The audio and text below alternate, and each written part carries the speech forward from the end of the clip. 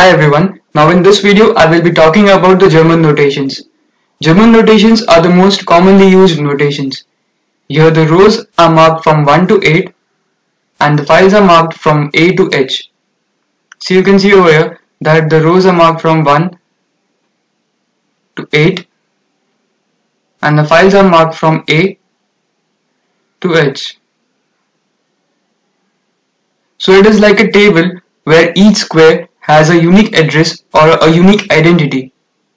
You can take any of the square and write its location and you will find that no two squares have the same location or the same identity.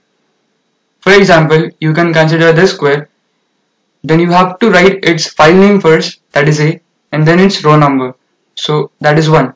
So this square becomes as A1. Similarly, this becomes as A2, A3, A4, A5, A6, A7 and A8.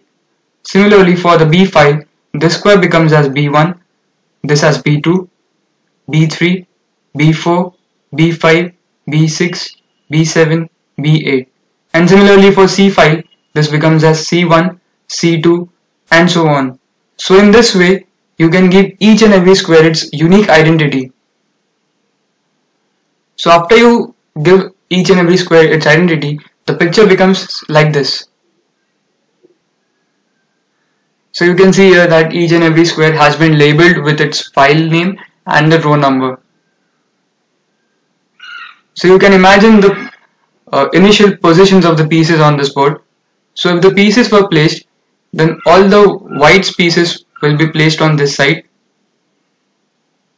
and the black on the opposite side.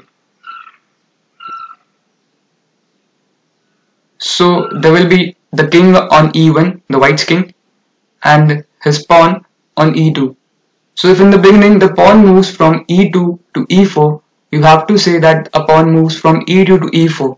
I will show you how to write it, but you can see over here that the pawn is moving from E2 to E4. So when you say this to a person who doesn't have a chessboard in front of him, he can actually visualize the movement of the pawn or any other piece which you are telling him. So this is the advantage of using the notations that I was talking about.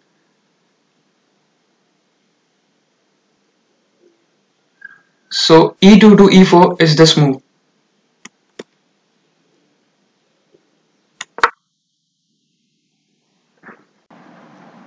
Now in the German notations, a knight is represented by S, a bishop is represented by L, the rook is represented by R, the king is represented by K, and the queen is represented by D.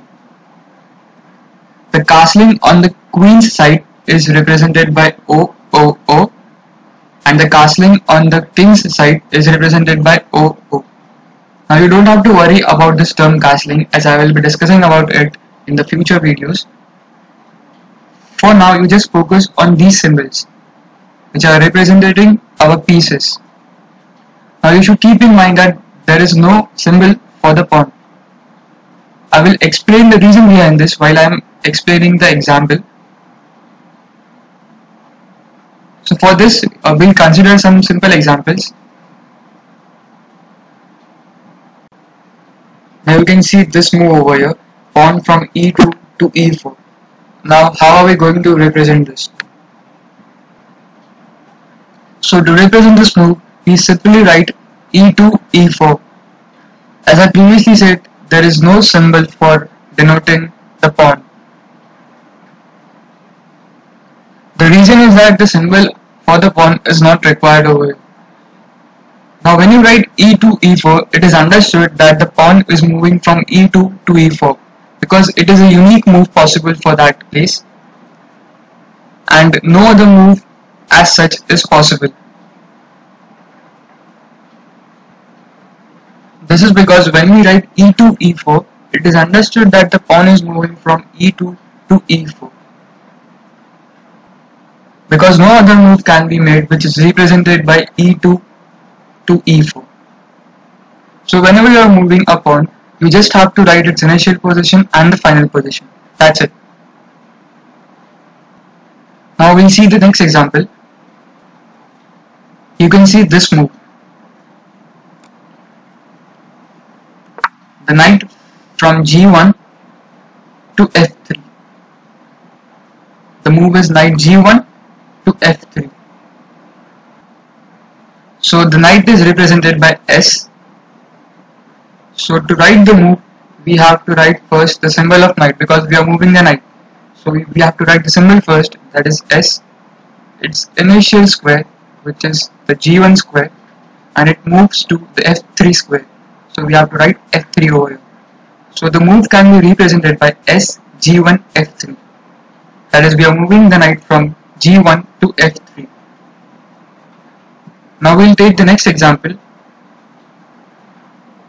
I'll check this move. We move the bishop from F1 to B5. So the representation will be like this. For bishop we use the symbol L. So to write this step, we have to write the initial first, that is L, then the initial position, that is the F1 square, and the final square, which is the B5. So the step becomes as L, F1, B5. That is, we are moving the bishop from F1 square to B5 square. Now let's see the next example. In this example, I will be denoting how to write when we are capturing the opponent's piece. Now consider this example. It is white's turn to play. So the white pawn is capturing this black pawn. So in this move, the black pawn is moving from E4 square to D5 square and capturing the opponent's pawn. Now how are we going to represent this? Since the pawn is moving from E4 to D5, we simply write E4, D5 as usual, but now we also have to represent the capture in the move. So you should keep in mind that every time we capture the opponent's piece, we write a colon after we have written this step. So when we are capturing, we just have to add a symbol, that is colon. So the step that we are writing becomes as E4, D5 colon, that represents a capture. We'll take a similar example.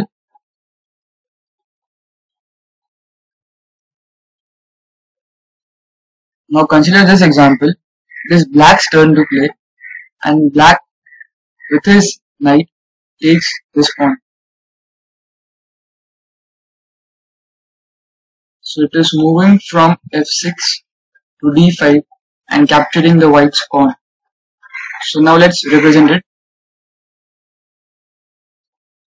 Since the knight is moving, we write S, which is a symbol for representing knight. It moves from F6, which is the initial square, to D5, the final square, with the capture of a pawn, which is represented by a colon. So the move becomes as S, F6, D5, colon. So with this, we complete our discussion upon the German notations.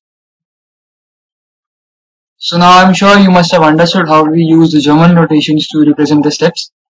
Now in the next video, I will take an example of recording a game with the German notations. So you will get thorough with the German notations. And after we record the game, I want you to write the recorded game on a piece of paper and recreate the same game after the video. So that will be a practice for you and you will get thorough with using the German notations. So see you guys in the next video and thanks for watching.